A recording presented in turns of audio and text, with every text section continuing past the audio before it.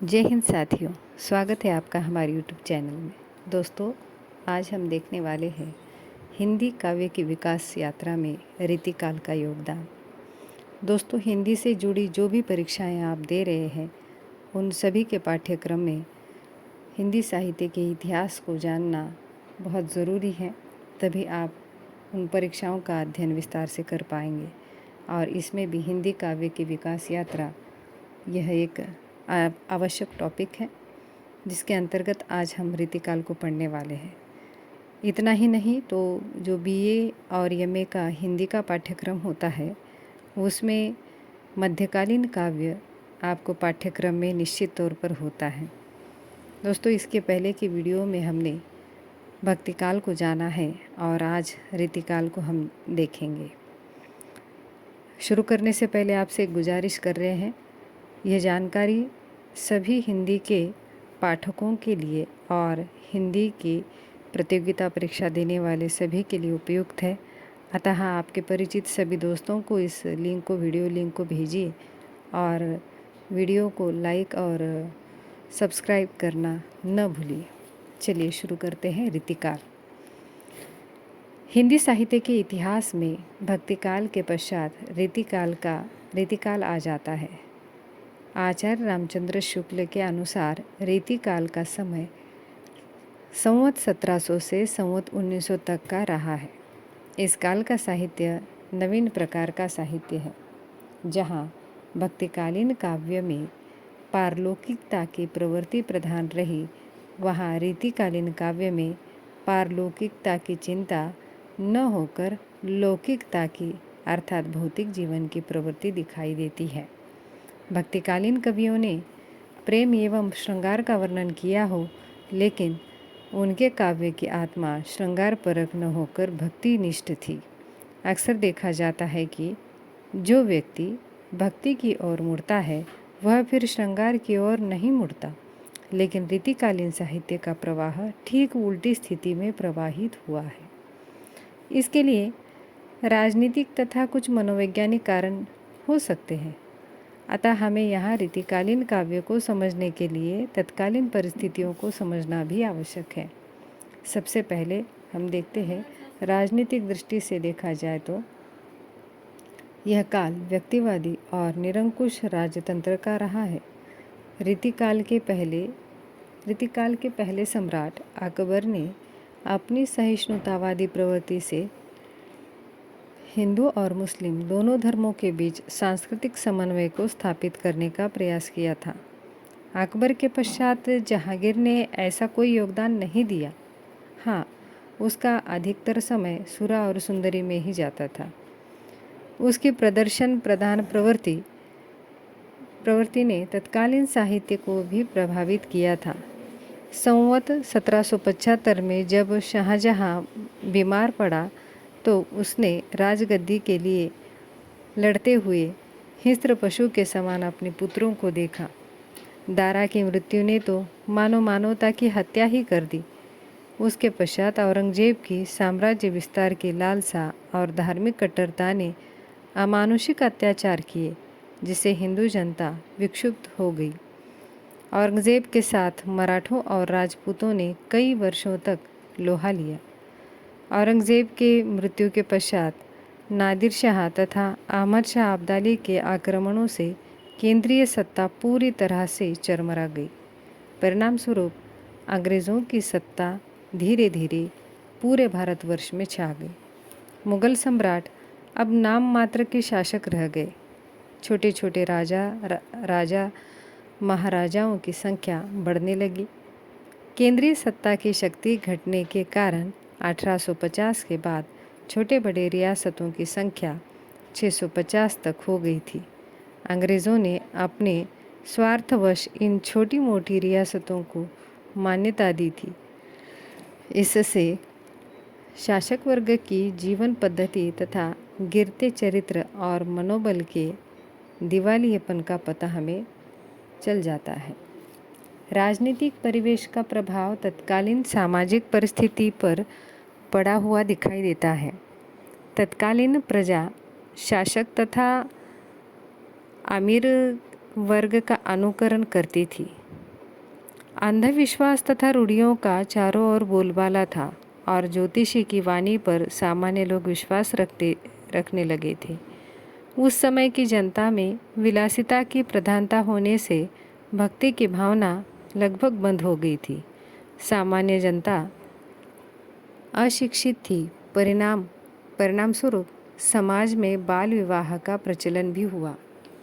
स्वार्थ और विलासिता में संपूर्ण जीवन डूबा हुआ था।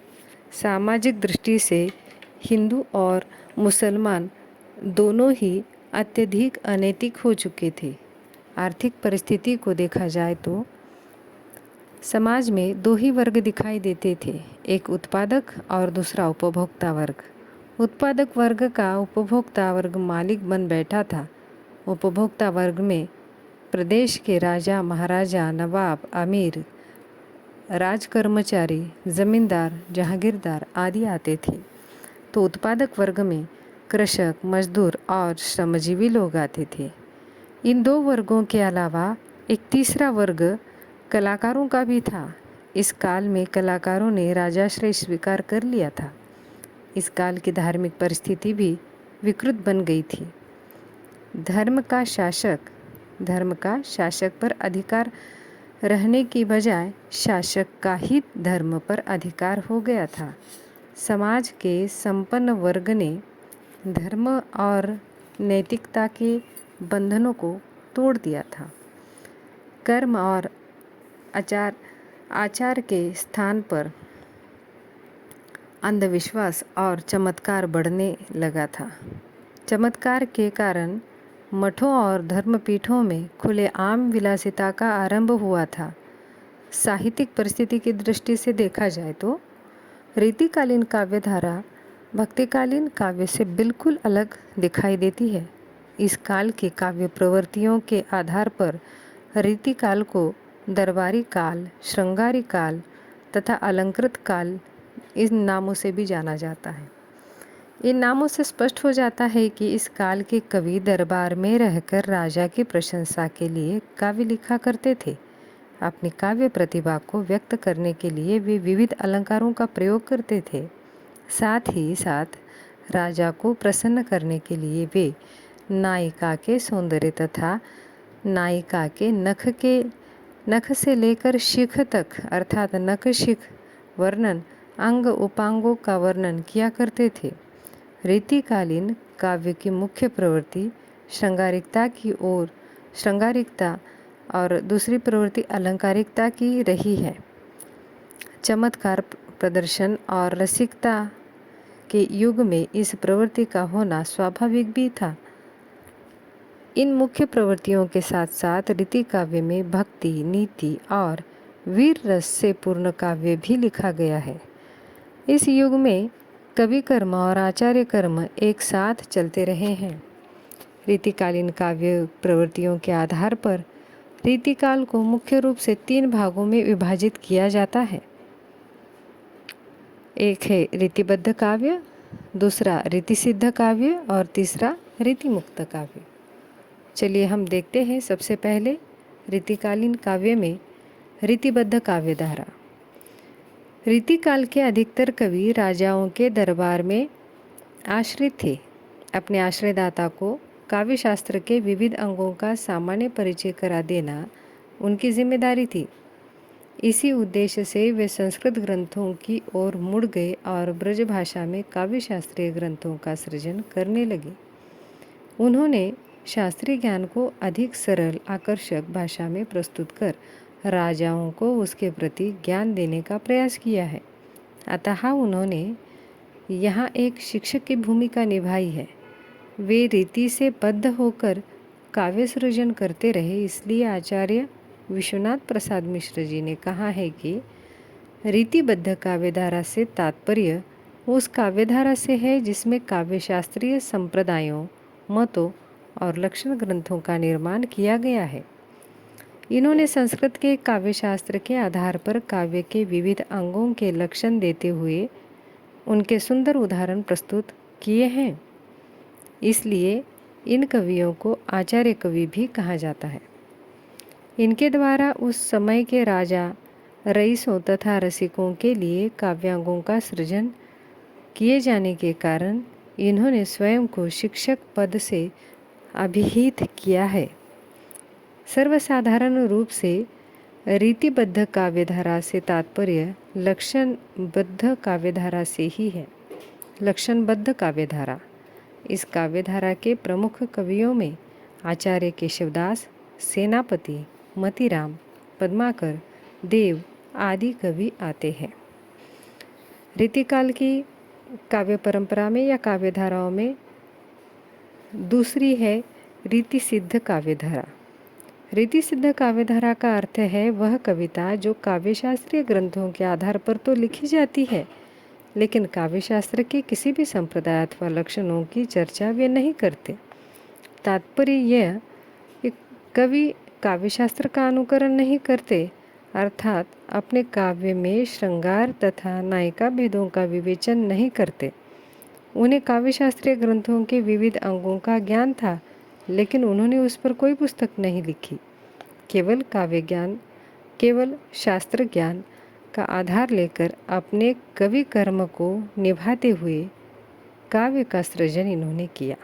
भाव पक्ष तथा कला पक्ष का सुंदर समन्वय, लाक्षणिकता एवं ध्वन्यात्मकता का प्रयोग, कवि गौरव के लिए लेखन, मुक्तक काव्य, जीवन का चित्रण, नीति भक्ति, प्रकृति संबंधी चित्रण, ब्रजभाषा का प्रयोग आदि रीति सिद्ध काव्यधारा की प्रमुख विशेषताएं हैं। इस काव्यधारा के सबसे चर्चित कवि बिहारी रहे हैं। उनके साथ साथ बेनी, रसनिधि, निवाज आदि कवि भी इस काव्यधारा में आ जाते हैं। बिहारी का एकमात्र काव्य संग्रह बिहारी सतसई के नाम से प्रकाशित है और यह सर्वश्रेष्ठ काव्य माना जाता है रीति सिद्ध काव्यधारा में। बिहारी के इस सतसई की प्रशंसा में कहा जाता है, सतसैया के दोहरे जो नावक के तीर, देखन में छोटी लागे घाव करे गंभीर। अर्थात सतसई इस ग्रंथ में, बिहारी सतसई के ग्रंथ में जो दोहे आए हैं वो देखने में तो बहुत छोटे दिखाई देते हैं, लेकिन उसमें मतितार्थ बहुत गंभीर है। घाव करे गंभीर अर्थात प्रतिपादित अर्थ महत्वपूर्ण और गंभीर है। इस अर्थ में बिहारी द्वारा लिखित सतसई यह ग्रंथ विशेष है। रीतिकालीन काव्यधारा में हम तीसरी काव्यधारा देखते हैं या तीसरी शाखा देखते हैं, रीतिमुक्त काव्यधारा। रीतिकाल के रीतिबद्ध और रीतिसिद्ध काव्यधारा के अतिरिक्त तीसरी काव्यधारा भी प्रवाहमान रही है, जिसे रीतिमुक्त काव्यधारा कहा जाता है। ये कवि प्रचलित काव्य परिपाटी से हटकर स्वतंत्र रूप से काव्य लेखन कर रहे थे।